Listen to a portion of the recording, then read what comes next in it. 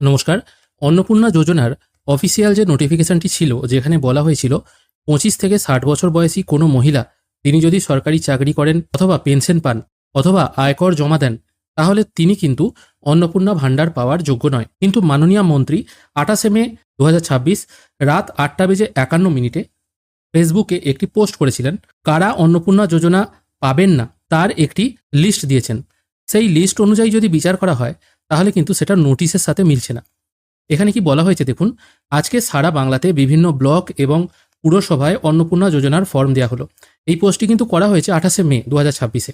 এবার এখানে কি বলা হয়েছে দেখুন, প্রত্যেক সরকারি অফিসে ফর্ম দেওয়া হবে, আপনারা ফর্ম পেতে পারবেন। কোথায় কোথায় ফর্ম পাবেন এটাও কিন্তু বলা হয়েছে।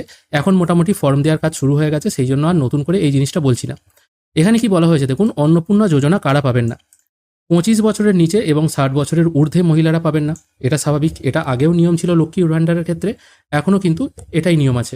তারপর বলা হয়েছে স্থায়ী সরকারি কর্মচারী ও পেনশনভোগীরা পাবেন না, এটাও বলা ছিল।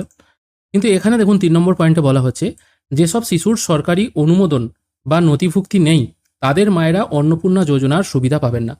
সরকারি নথিভুক্তি বা অনুমোদন নেই বলতে যাদের বার্থ সার্টিফিকেট নেই অথবা আধার কার্ড নেই। আধার কার্ড এবং বার্থ সার্টিফিকেট মানে জন্ম প্রমাণপত্র, এগুলোই তো সরকারি নথি হিসাবে পরিচিত এবং এগুলোই প্রমাণ করে যে সে এদেশের বাসিন্দা। এমন কোনো শিশু আছে যার সরকারি অনুমোদন নেই বা নথি নেই, তিনিও কিন্তু পাবেন না। তারপর বলা হয়েছে সরকারি স্কুলে পড়া ছাত্রছাত্রীরা, তাদের অভিভাবকেরা অনাপূর্ণা, এখানে অন্নপূর্ণা হবে, অনাপূর্ণা যোজনার সুবিধা পাবেন না। মানে যে সমস্ত ক্যান্ডিডেটরা সরকারি স্কুলে পড়ে, মানে যে সমস্ত অভিভাবকদের শিশুরা সরকারি স্কুলে পড়ে, সেই অভিভাবকরাও কিন্তু অন্নপূর্ণা যোজনার সুবিধা পাবেন না। এটা কিন্তু একটা ভারী অদ্ভুত নিয়ম। আমি জানি না এটা সরকারি স্কুল হবে না বেসরকারি স্কুল হবে, কারণ বেশিরভাগ গরিব মানুষই বা মধ্যবিত্ত ফ্যামিলি সরকারি স্কুলে পাঠায়। আর বেসরকারি স্কুলে অ্যাডমিশন ফি যেটা নেওয়া হয় সেটা কোনো কোনো মানুষের 1 মাস কি 2 মাসের ইনকাম। তাই এইটা কেন বলা হয়েছে সেটা এখনো পর্যন্ত বোঝা যাচ্ছে না। তারপর বলা হয়েছে সরকারি সাহায্যপ্রাপ্ত স্কুল কলেজের শিক্ষক ও অশিক্ষক কর্মীরা শিক্ষা প্রতিষ্ঠান থেকে নিয়মিত বেতন পান, তারাও পাবেন না।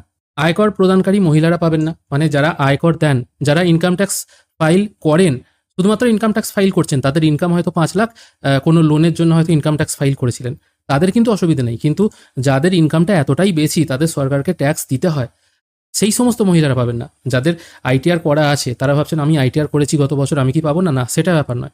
আপনার ইনকাম যদি 12 লাখ বা তার বেশি হয় তখন আপনাকে সরকারকে ট্যাক্স দিতে হয়। সেই ট্যাক্সের আওতায় যদি আপনি না আসেন তাহলে কিন্তু আপনি পাবেন। তারপর বলা হয়েছে এসআইআর ভোটার তালিকার যাচাইয়ে মৃত, স্থানান্তরিত বা স্থায়ীভাবে নাম বাদ পড়া ব্যক্তিরাও কিন্তু পাবেন না, এটাও আগে বলা হয়েছিল। একাধিক বিবাহ বা একাধিক পরিবারের তথ্য গোপন করলে সুবিধা বাতিল হতে পারে। মানে একাধিক বিবাহ যদি থাকে বা পরিবারের তথ্য যদি কেউ গোপন করে তাও কিন্তু এই সুবিধা পাবেন না। আর একটা বলা হয়েছে বেআইনি পরিচয়ে আবেদনকারীর আবেদন গ্রহণ করা হবে না। এতগুলো কিন্তু কথা বলা হয়েছে। মানে ভুয়ো যদি কেউ আবেদন করে আর কি, কেউ যদি পরিচয় গোপন করে তারাও কিন্তু অন্নপূর্ণা যোজনা পাবে না। আর যেটা 25 থেকে 60-এর যে ব্যাপারটি ছিল, এসআইআরে নাম বাদ পড়েছে, মৃত, এবার নাম বাদ পড়া বলতে কি স্থায়ীভাবে বাদ পড়ে গেছে, সে হয়তো ট্রাইব্যুনালে আবেদনও করেনি, তারাও পাবে না। এখানে মোটামুটি 9টা পয়েন্ট বলা হয়েছে। তার মধ্যে এখানে যে 4 নম্বর পয়েন্টটা আছে, সরকারি স্কুলে পড়া ছাত্রছাত্রীদের অভিভাবকরা তারা কিন্তু সুবিধা পাবেন না। এই কথাটি কেন বলেছেন সেটা কিন্তু মুশকিল। এরকম যদি হয় ম্যাক্সিমাম মানুষের কিন্তু অন্নপূর্ণা ভাণ্ডার থেকে নাম কাটা যাবে।